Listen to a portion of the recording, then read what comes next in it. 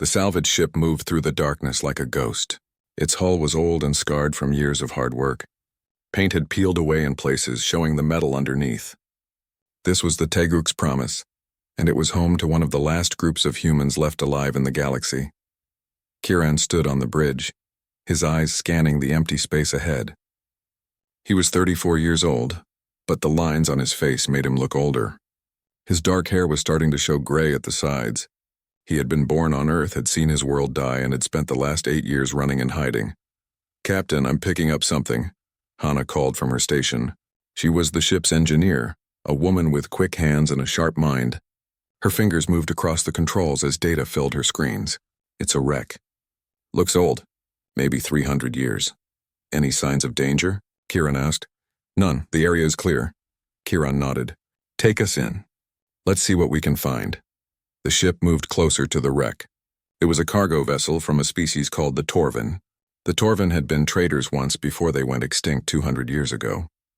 Now their ships floated in space, full of parts and materials that humans needed to survive. Behind Kieran, Daeho watched the wreck appear on the screen. He was 45, a former soldier from Earth's last defense force. His shoulders were broad and strong, but his eyes carried a deep sadness. He had failed to save Earth. That failure lived inside him every day.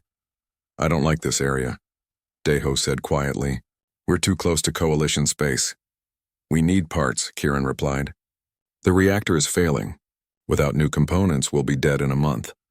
The Coalition was the government that ruled most of the galaxy. 47 different alien species worked together under its laws. Humans were not part of it.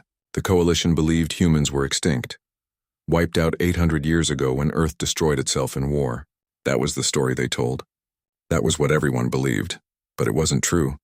12 human ships had survived. 4,000 people scattered across those vessels, hiding in a region of space called the Outer Veil. It was a dangerous place where navigation was nearly impossible, and where no Coalition ship dared to travel. Here humans could stay hidden and safe. Yuri sat at the pilot's console, her young face focused on the controls. She was 19 years old and had never seen Earth. She was born on this ship in the darkness between the stars. To her, Earth was just a story, a place from old videos and fading memories that the older people shared. "Approaching the wreck now," Yuri said. Her voice was steady and confident. Extending the grappling arm, the ship's mechanical arm reached out and grabbed onto the dead vessel. Kieran stood and headed for the door.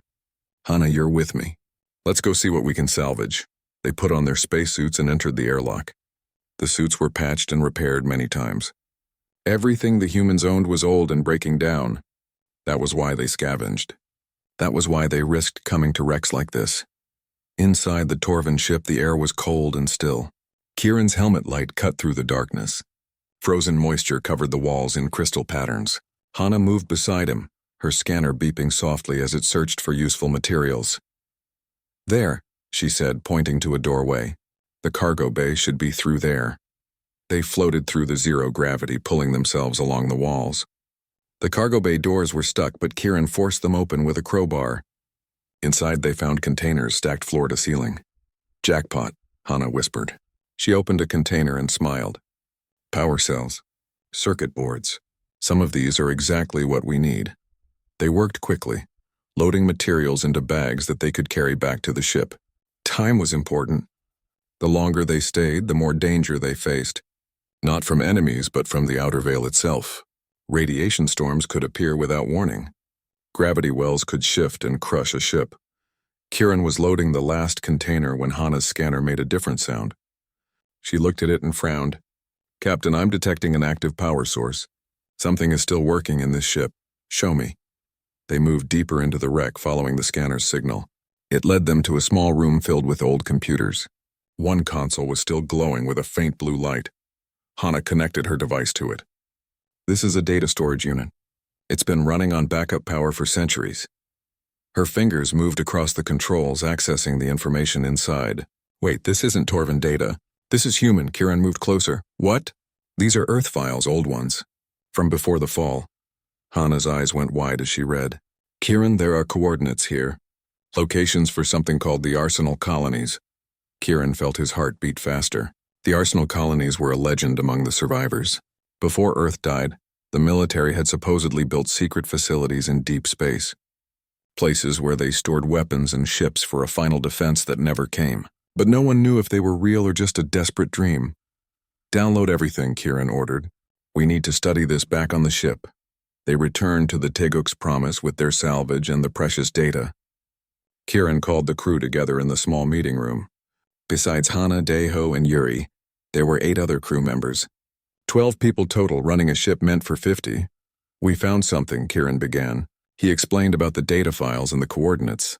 "The Arsenal colonies," Daeho said softly. "I thought they were just stories." "Maybe they're real," Hana said. "These coordinates are specific. They point to locations in uncharted space." Bowman, the young communications officer, leaned forward. He was 22, Yuri's closest friend on the ship. "If there are weapons there, we could defend ourselves better. We wouldn't have to run anymore. Or we could trade them," another crew member suggested. "The Coalition would pay anything for old Earth technology." "No." Kieran's voice was firm. "We don't reveal ourselves to the Coalition. Ever. They abandoned us when Earth was dying. They watched us burn and did nothing." Sujin, the medical officer, nodded in agreement. She was 31 and had lost her parents, her sister, and her 2 brothers when Earth fell. The pain of that loss still showed in her eyes. "The Coalition declared us extinct because it was easier than helping us. We owe them nothing." Before anyone could respond, the communications console began beeping urgently. Bowman rushed to it, his fingers flying over the controls. His face went pale. "Captain, I'm picking up a distress signal. It's a Coalition science vessel. They're under attack." Kieran moved to look at the screen.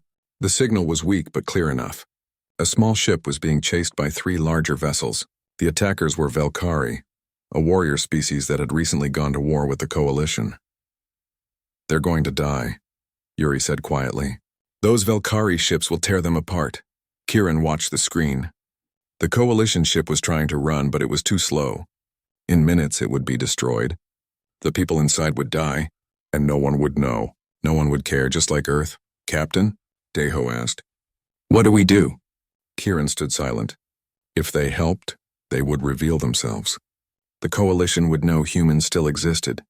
After 800 years of hiding, their secret would be exposed.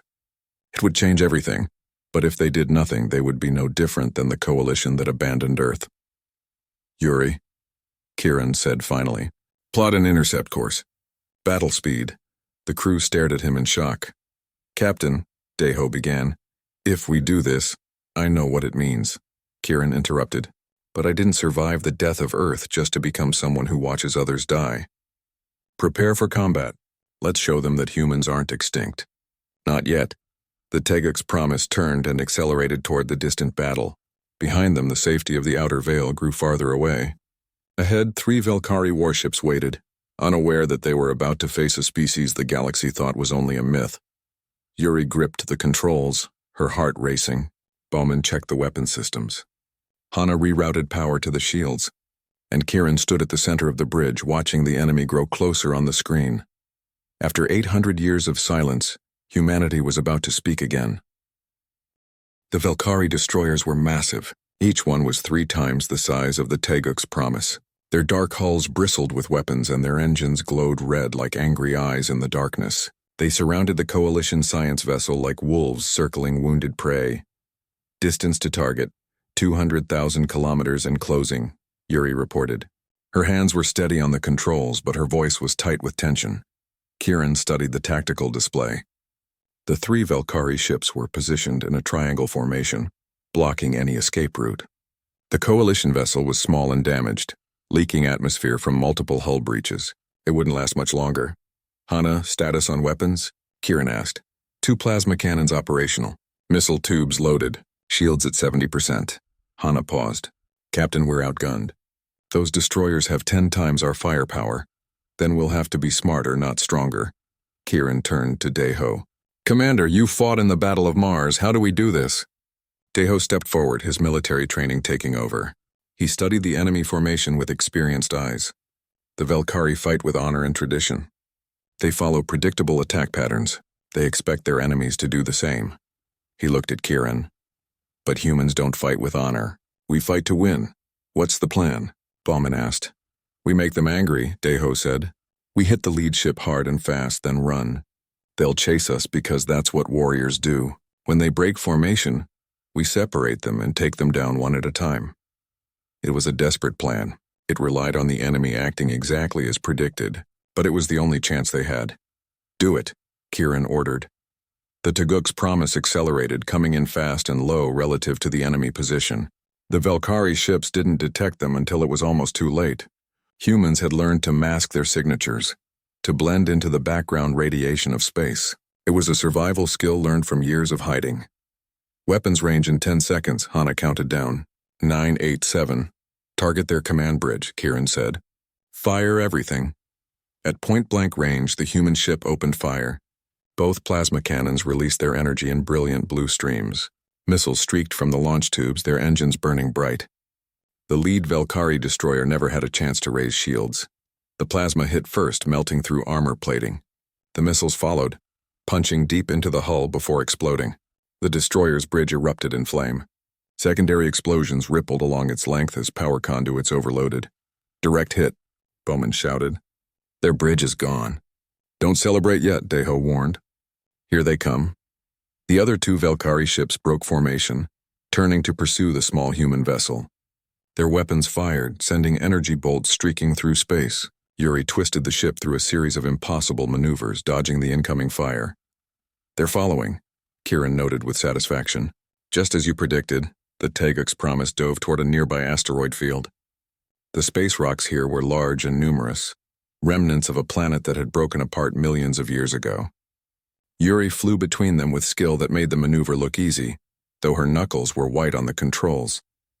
The Valkyrie ships followed, but they were too large to move as freely. They had to slow down, to navigate more carefully. That gave the humans the advantage they needed. Now, Kieran ordered, hard reverse. All power to forward weapons. Yuri spun the ship around in a move that would have torn apart most vessels. The Teguk's promise had been modified and reinforced by human hands over years of desperate survival. It could handle maneuvers that would be suicide for other ships. The first pursuing Valkyrie destroyer came around an asteroid and found itself facing the human ship at close range. Hana fired both cannons before the enemy could react. The shots hit the destroyer's exposed engine core. The explosion was instant and catastrophic. The ship broke into 3 pieces, its reactor going critical. 2 down, Deho said grimly. 1 to go. The final Valkyrie destroyer was more cautious now. Its captain had seen 2 ships destroyed by an opponent that should have been easy prey. It approached slowly, shields at maximum, weapons ready. They're trying to get a targeting lock, Bowman reported. If they hit us with a full barrage, our shields won't hold. Kieran made a decision. Yuri, take us straight at them. Full speed, Captain? Yuri's voice was uncertain. Trust me. Do it. The Teguk's promise accelerated directly toward the enemy destroyer. The distance closed rapidly. 5 kilometers, 3-1, they're firing, Hana shouted. Hold course, Kieran commanded. At the last possible second, Yuri pitched the ship down and under the destroyer's hull. They passed so close that the 2 vessels almost touched. The Valkyrie's weapons fire missed completely, passing through empty space where the human ship had been a moment before. Now, fire at their underside, Kieran ordered. At point-blank range, both plasma cannons fired upward into the destroyer's weakest armor. The shots penetrated deep, hitting critical systems. The destroyer shuddered and began to list to one side, powerless and crippled. Silence fell on the bridge of the Teguk's promise. They had done it. They had defeated 3 Valkyrie destroyers with 1 old salvage ship. It seemed impossible, but the evidence floated in the space around them. The coalition ship is hailing us, Bowman said quietly. They want to know who we are. Kieran took a deep breath. This was the moment. After 800 years of hiding, humans were about to reveal themselves to the galaxy again. Open a channel. The screen activated, showing the interior of the coalition science vessel. The being looking back at them was unlike anything Yuri had ever seen. It was made of crystal, light refracting through its body in rainbow patterns. Its species was called the Vesk, and they were one of the oldest members of the coalition. Unknown vessel, the Vesk said. Its voice sounded like wind chimes. You saved our lives. We are in your debt. Please identify yourself. Kieran stepped forward where the camera could see him clearly. My name is Captain Kieran. This is the human ship Teguk's promise. The Vesk's crystal body went completely still. Human, that's impossible. Humans are extinct. Earth was destroyed 8 centuries ago. Earth is gone, Kieran agreed. But we survived. There are 12 ships, 4,000 of us left. We've been hiding in the outer veil. 800 years, the Vesk whispered. You've been out there alone for 800 years? Yes. The Vesk seemed to struggle with this information. I am Thresk, chief scientist of this vessel. We must inform the Coalition immediately. This changes everything. Wait, Kieran said. Before you do that, I need information. Those Velkari ships attacked you. Why? The Coalition is supposed to be at peace. Thresk's light dimmed, a sign of sadness in his species. The peace is over. The Velkari Empire declared war 3 weeks ago. They possess a terrible weapon called the Null Cascade. It can destroy stars. They've already demonstrated it twice. 2 entire systems are gone. Billions dead. The human crew exchanged shocked looks. The Coalition fleet is in retreat. Thresk continued. We're losing the war. Our military tactics are no match for Velkari aggression. They fight without mercy, without hesitation. Sounds familiar, Deho muttered. They fight like we did. Kieran's mind raced. This was a disaster for the Coalition, but it was also an opportunity for humanity to prove they still mattered, that they still had value. I need to speak with the other human ships, Kieran said. Can you give us time before you report our existence? Thresk considered this. You saved our lives. I will give you 1 day, but then I must inform the Coalition Council. They need to know that humanity has returned. 1 day is enough. Thank you, the channel closed. Kieran turned to his crew. Bowman, send a secure signal to all human ships. We need a meeting. Right now. Over the next several hours, the 11 other human vessels made their way to the rendezvous point. They came from their hiding places in the outer veil, ships just as old and worn as the Teaguk's promise. Each carried between 200 and 500 people, the last remnants of humanity. The meeting took place over video link. 12 ship captains appeared on screens around Kieran's bridge. One of them was Jiho, commander of the Mugunghwa. He was 52 years old with gray hair and suspicious eyes. You exposed us, Jiho said coldly. 800 years of hiding and you destroyed it in 1 moment. I saved lives, Kieran replied. I did what was right, right? Jiho's voice rose. We survived by staying hidden. Now the Coalition knows we exist. What happens when they decide we're a threat? What happens when they come for us? They're losing a war, Kieran said. They need help. This is our chance. Chance for what? To die fighting someone else's battle? Another captain, a woman named Nari, spoke up. Kieran is right. We can't hide forever. Our ships are failing. Our population is declining. In another generation, we'll be extinct for real. This war is an opportunity to change our fate. The debate went on for an hour. Some captains agreed with Kieran. Others sided with Jiho. Finally, a vote was called. 7 ships agreed to help the Coalition. 4 refused and prepared to retreat deeper into the outer veil. Humanity was divided, but a majority had chosen to step back into the light. As the meeting ended, Hana approached Kieran with a data pad. Captain, I analyzed those coordinates we found. The Arsenal colony appeared on their sensors like a ghost from the past. It was built into an asteroid, hidden deep in a region of space that most species avoided. The coordinates had led them here, to this forgotten place where humanity's last desperate hopes had once lived. I can't believe it's real, Hana whispered as the 7 human ships approached. After all these years, it's actually here. The facility was enormous. The asteroid had been hollowed out and reinforced with metal. Docking ports lined its surface, designed to accommodate dozens of ships. But everything was dark and silent. No lights shone from the windows. No power signatures showed on their scanners. Could be a trap, Deho warned. We should send in a scout team first. Kieran nodded. Hana, Yuri, you're with me. Deho, you have command while we're gone. They took a shuttle to the main entrance. The docking port still functioned, though it moved slowly after centuries of disuse. Ancient mechanisms groaned as the massive doors opened to let them inside. The interior was like a tomb. Their lights cast shadows on walls that hadn't seen illumination in 800 years. Signs in old Earth languages pointed to different sections. Armory, ship construction, research division, command center. The power's offline, Hana said, checking her scanner. But the reactor should still be functional. If we can restart it, the whole facility will come online. They made their way to the reactor room. It took Hana 2 hours of careful work, but finally, lights began flickering throughout the facility. Computer systems booted up. Displays activated, showing information in languages that only humans could read. What they found took their breath away. The Arsenal colony contained 30 warships, each one designed during Earth's final years. They were sleek and deadly, built with technology meant to fight a war that never came.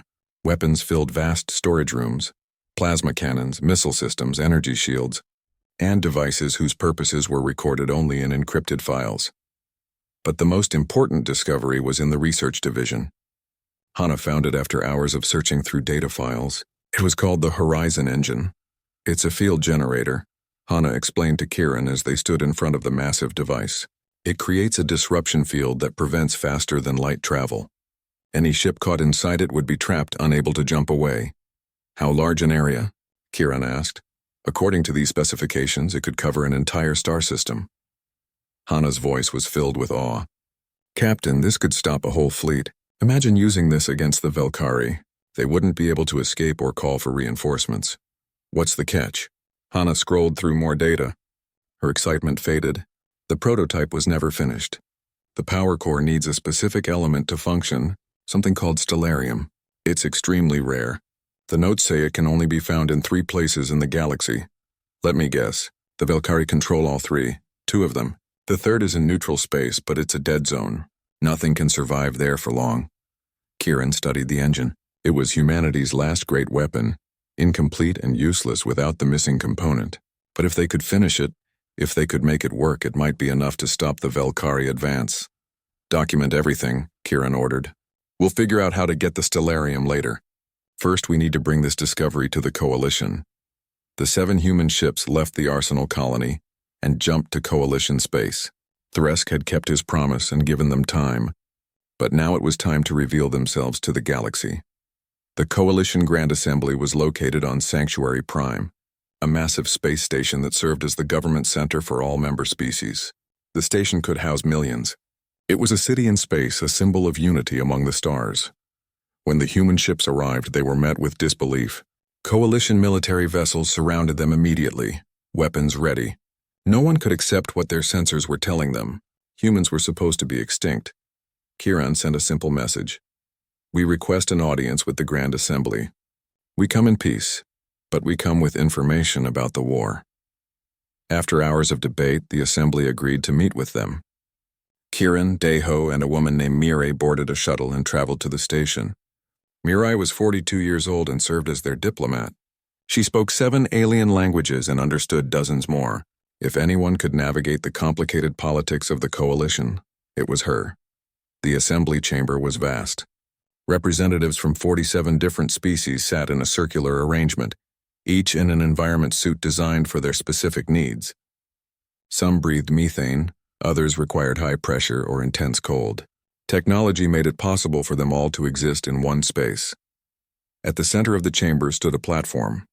Kieran, Deho, and Mirai were led there, 3 humans facing the judgment of an entire galaxy. The assembly leader, a massive being that looked like floating jellyfish, spoke first. Its voice was translated into human language by computers. Identify yourselves. I am Captain Kieran of the human vessel Teguk's Promise. This is Commander Deho and Diplomat Mirai. We represent the surviving human population, approximately 4,000 individuals across 12 ships. Murmurs filled the chamber. Some species seemed excited. Others appeared frightened. Many looked skeptical. Earth was destroyed 800 years ago, the leader said. All records confirm this. How can you exist? Earth is gone, Kieran agreed. But before it fell, 12 colony ships escaped. We've been living in the outer veil ever since, surviving on salvage and hope. Why reveal yourselves now? Asked a reptilian representative. Deho stepped forward. Because you're losing a war. Because the Velkari are slaughtering billions. Because we remember what it's like to watch your civilization burn while others stand by and do nothing. The chamber fell silent. We can help you, Kieran continued. We have knowledge of the old Earth military. We have technology you've never seen. We've survived 8 centuries in conditions that would kill any other species. We know how to fight against impossible odds because we've been doing it our entire lives. Why should we trust you? Demanded a 4-armed delegate. Human history is filled with violence and war. Your species nearly destroyed itself. What makes you think we want your help? Because, Daiho said coldly, you're about to lose everything. The Velkari have destroyed 2 of your systems already. How many more will fall before you admit you need every advantage you can get? The debate lasted for hours. Some delegates wanted to accept human help immediately.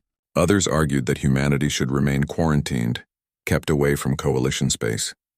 A few suggested that humans should be arrested and studied. Finally, Mirai spoke. Her voice was calm but carried to every corner of the chamber. We understand your fear. We understand your hesitation. But consider this. We could have stayed hidden. We could have let you fight this war alone. We chose to reveal ourselves because we believe in something greater than survival. We believe in doing what's right even when it's dangerous. She paused, looking around at all the different species. You called us a myth. You mourned us as a lesson. We are neither. We are survivors, and we're offering you a chance to survive too. The question is, will you let your fear of what we were stop you from accepting what we can be? The assembly voted. It was close, but humanity was granted provisional status as coalition allies. They would be allowed to help fight the Velkari, but they would be watched carefully. Trust would have to be earned. As they left the assembly chamber, Thresk met them in the corridor. The crystal being's light pulsed with what might have been approval. That was well spoken. You may have just saved the coalition. Maybe, Kieran said. But we still have a problem. We need to complete the Horizon engine, and that means getting stellarium from Velkari territory. That's a suicide mission, Thresk said. Their security is absolute. No one has successfully infiltrated their space since the war began. Then we'll be the first. Kieran looked at his companions. We didn't survive 800 years by playing it safe. Over the next week, they planned the mission. Taejin would lead it. He was 38 years old, one of the best pilots among the survivors. He had quick reflexes and a mind that could calculate trajectories in seconds. If anyone could get into Velkari space and back out alive, it was him. The team would include Yuri, who had proven herself in the battle against the destroyers. Wansik, a weapons specialist at 29 years old, would handle any technical challenges. 3 coalition volunteers would join them. A Vesk scout, a Torvin engineer, and a warrior from a species called the Gren. They would use a captured Velkari transport ship. Thresk's people had modified it to hide human and coalition life signs. On scanners, it would appear to be a legitimate Velkari vessel returning from patrol. The target was Vekros Prime, a mining colony where stellarium was extracted from the planet's core. Security would be heavy, but intelligence suggested there were weaknesses in their system. The plan was to land, steal a container of stellarium, and escape before anyone realized what happened. Sounds simple when you say it fast, Taejin joked as they prepared to depart, but his eyes were serious. Everyone knew the risks. The night before the mission, Yuri found Kieran on the observation deck. He was staring out at the stars, lost in thought. Captain, she said quietly, can't sleep?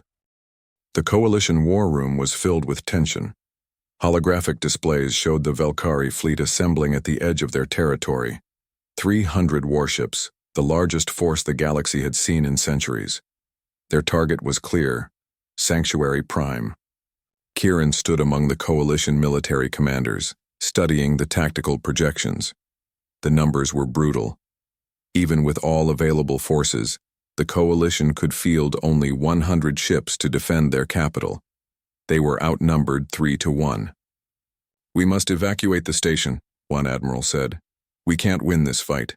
If we abandon Sanctuary Prime, the coalition falls, another argued. Every member world will lose faith. The war will be over. Daiho leaned close to Kieran and whispered, They're going to lose. Their tactics are too rigid. They fight by rules, and the Velkari don't care about rules. Kieran nodded. He had been thinking the same thing. The coalition military was powerful, but they had grown comfortable during centuries of peace. They weren't ready for an enemy that fought with total ruthlessness. I have a proposal, Kieran announced, his voice cutting through the debate. The room fell silent. The coalition commanders turned to look at the human captain, some with curiosity, others with barely hidden contempt.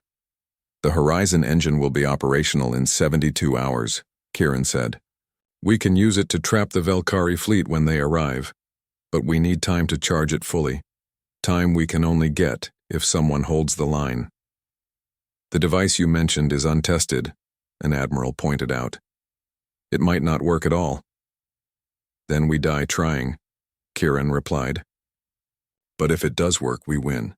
We trap their entire fleet in one place and end their invasion. And who will provide this time you need? Asked a commander from a species called the Rilan. Who will stand against 300 warships? Kieran took a breath. We will. The human fleet will serve as the vanguard. We'll engage the Velkari and draw them into position. The coalition fleet will support us but stay outside the Horizon Engine's effect radius.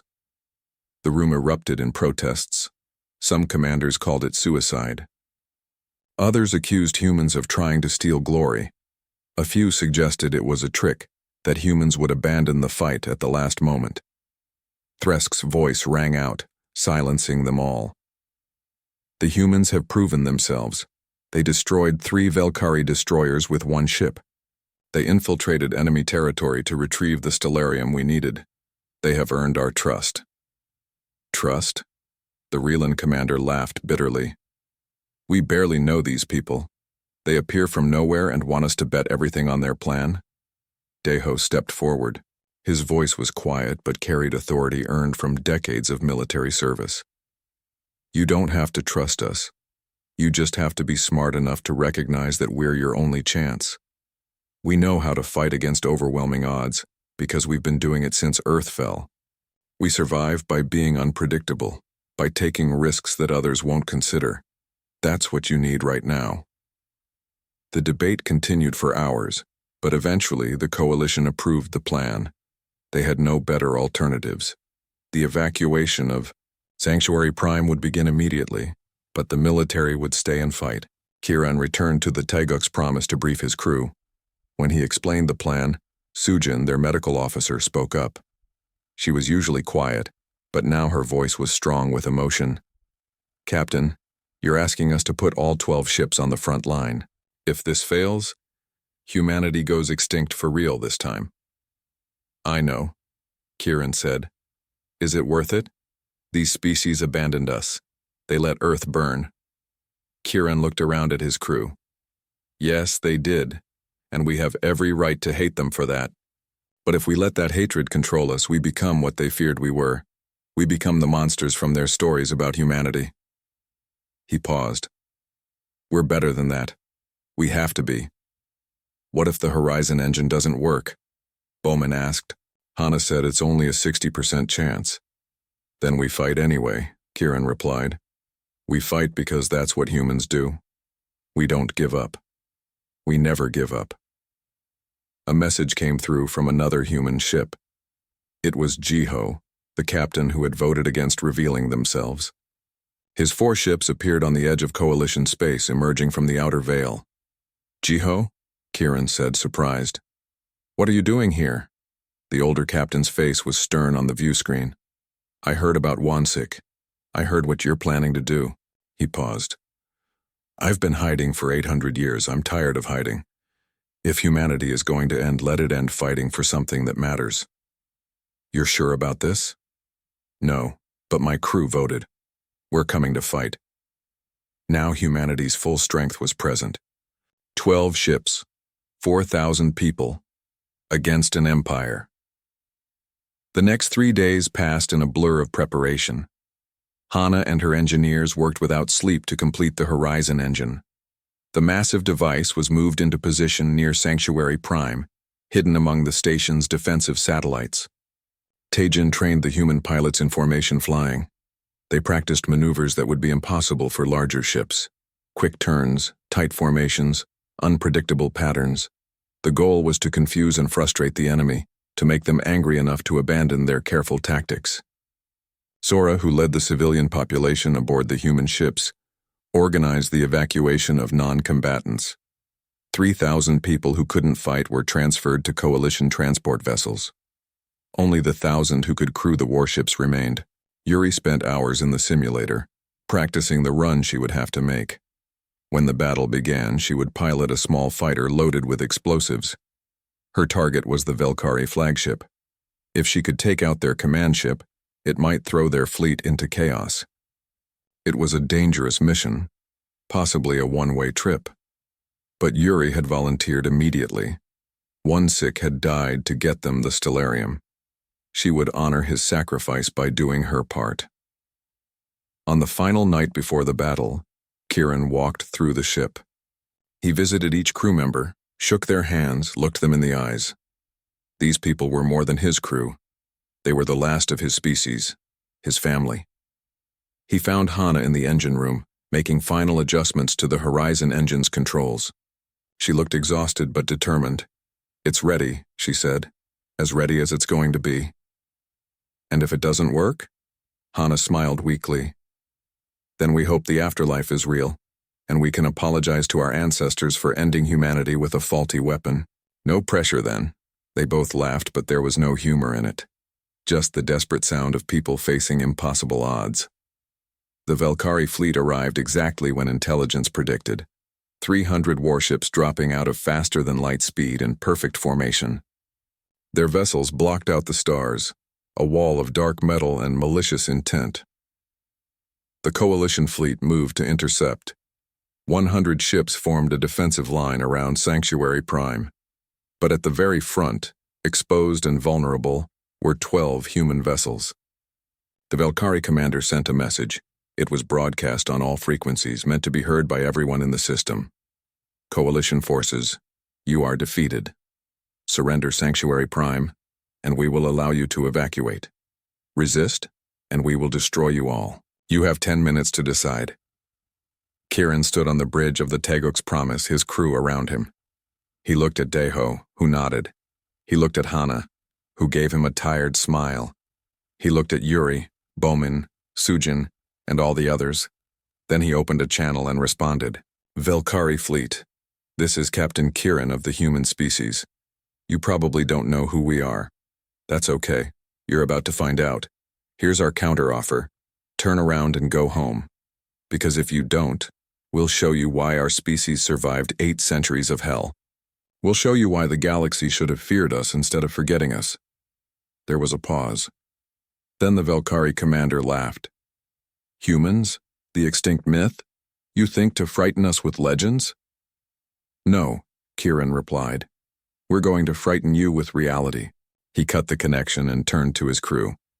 "All ships engage at will. Show them what humanity learned from dying." The 12 human ships accelerated toward the enemy fleet. They moved in patterns that seemed random but weren't. They split up, regrouped, scattered again. The Velkari tried to target them but couldn't predict where they would be next. Taijin led the fighter wing in a daring strike against the enemy's left flank. His pilots flew between the massive warships, too small and fast to be hit by their main weapons. They targeted weak points, sensor arrays, communication dishes, shield generators. The Velkari fleet began to lose coordination. Ships couldn't communicate properly. Sensors gave false readings. The perfect formation started to break down. "They're getting angry," Deho observed, watching the tactical display. "Good. Angry enemies make mistakes." One Velkari battleship broke formation to pursue a human cruiser. Then another. Then 5 more. The disciplined fleet was fracturing as individual captains decided to hunt down the annoying humans. "They're taking the bait," Kieran said. "Hana, how long until the Horizon engine is ready?" 20 minutes. "But Captain, we're losing ships. The Arirang just lost engines." "The Bakdu is venting atmosphere." Kieran watched his tactical display. 2 human ships were crippled. The others were damaged. They couldn't last 20 more minutes unless someone did something dramatic. Before anyone could speak, Deho was already moving toward the hangar bay. Kieran ran after him, catching his arm. "Commander, wait. We can find another way." Deho turned, and Kieran saw something in his eyes that he had never seen before. Peace. After 800 years of carrying the weight of Earth's destruction, Deho had finally found his purpose. "There is no other way," Deho said calmly. "You know it, I know it. Someone has to fly into that convergence point, and it has to be someone who understands both human and alien technology." He smiled sadly. "Besides, I've been trying to save humanity since Earth fell. This time I actually can. You'll die. Yes, but 4,000 humans will live. And maybe a few trillion other beings, too. Daeho squeezed Kieran's shoulder. I failed to save Earth. Let me save this. Kieran wanted to argue, to find some other solution, but he knew Daeho was right. There wasn't time for anything else. The readings showed they had less than 10 minutes before the black hole formed. Then go, Kieran said, his voice breaking. Go and show them what humanity means. Daeho nodded once, then ran to the hangar. He took the fastest ship they had, a small combat shuttle that Hana quickly modified to withstand the intense radiation at the convergence point. It wouldn't last long, but it would last long enough. As Daeho launched and accelerated toward the center of the system, he opened a channel to all ships in the area, Coalition, Velkari, Human. Everyone could hear his words. My name is Daeho. I'm a human from a planet called Earth that died 800 years ago. Most of you probably thought my species was extinct, a myth. A cautionary tale you tell your children. He flew deeper into the energy storm. His shields were already starting to fail from the radiation. But we're not a myth. We're survivors. We're people who lost everything but kept fighting anyway. We made mistakes. We nearly destroyed ourselves, but we learned, we grew. And when the galaxy needed us, we came back. The Teguk's promise detected the moment Daeho entered the convergence point. The shuttle's hull was heating up, the metal beginning to glow. I'm going to stop these weapons from destroying this system. I'm going to save all of you, Coalition and Velkari alike. Not because you deserve it, not because you helped us, but because it's the right thing to do. Because that's what humanity should be remembered for. Daeho's hands moved across the controls, creating the feedback loop between the two massive weapons. The energy readings fluctuated wildly as he fought to balance them. I want you to remember something, Daeho continued. His voice was calm despite the fact that his ship was literally burning around him. Remember that a species you forgot, a people you left to die, came back to save you. Remember that humanity's greatest strength was never our weapons or our technology. It was our refusal to give up. Our stubborn insistence that tomorrow could be better than today. Kieran watched the readings on his screen. The energy levels were stabilizing. Daeho was doing it. He was actually stopping the black hole.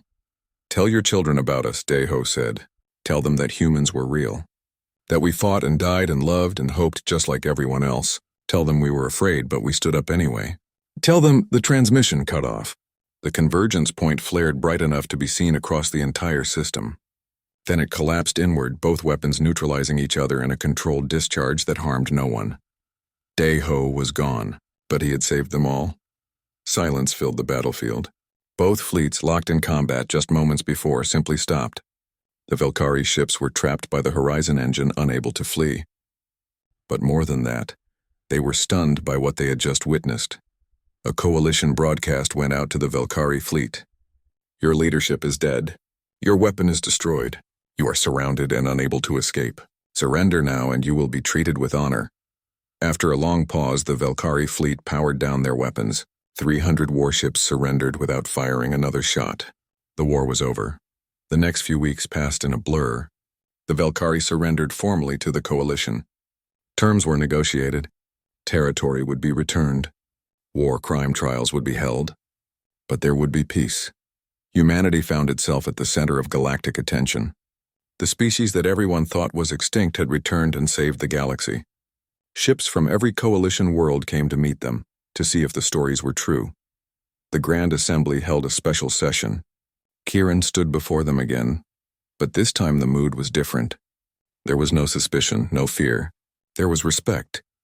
The coalition owes humanity a debt we can never fully repay, the assembly leader said.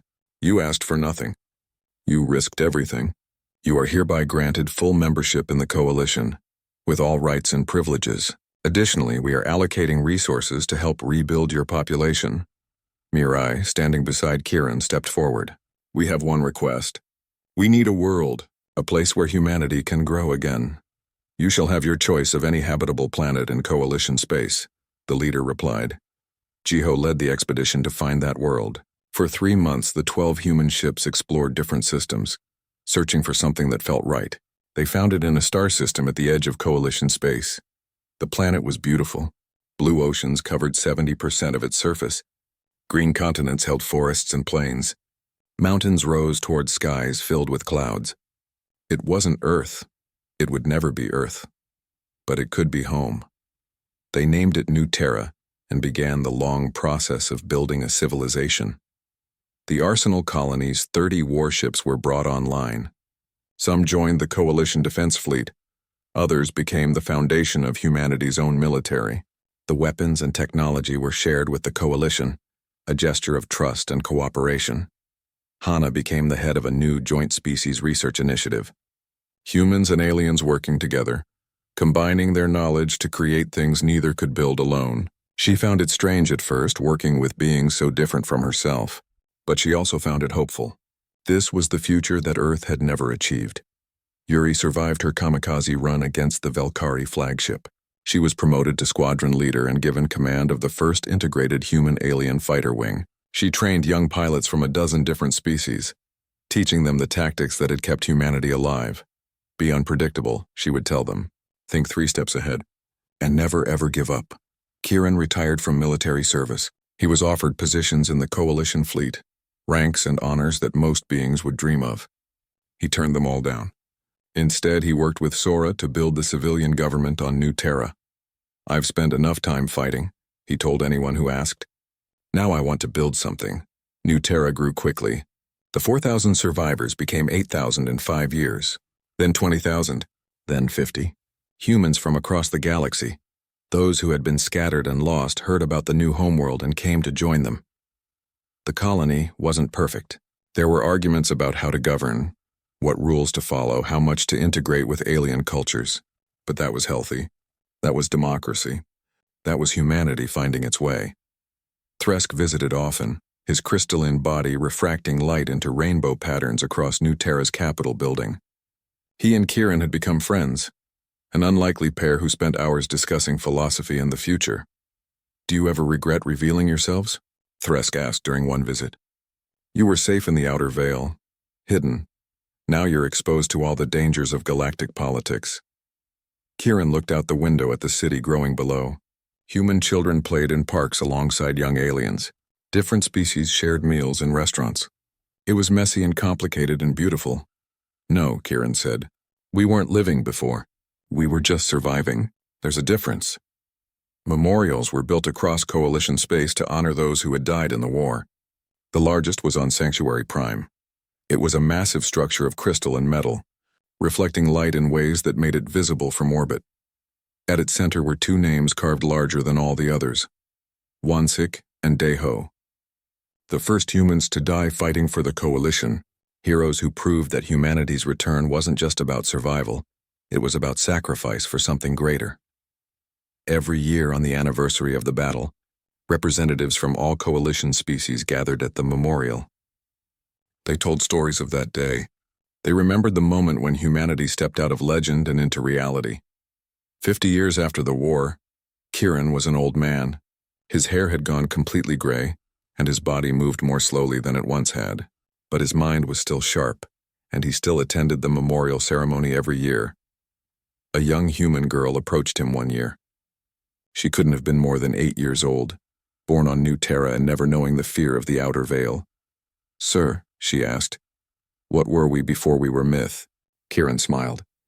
It was a question he had thought about many times. He knelt down so he could look the girl in the eyes. We were survivors, he said. We lost our world, but we didn't lose ourselves. We kept our humanity even when everything else was gone. And what are we now? The girl asked. Kieran stood and looked around at the ceremony. He saw humans and aliens standing together honoring the fallen. He saw ships from 100 worlds gathered in peace. He saw a future that had seemed impossible just 50 years ago.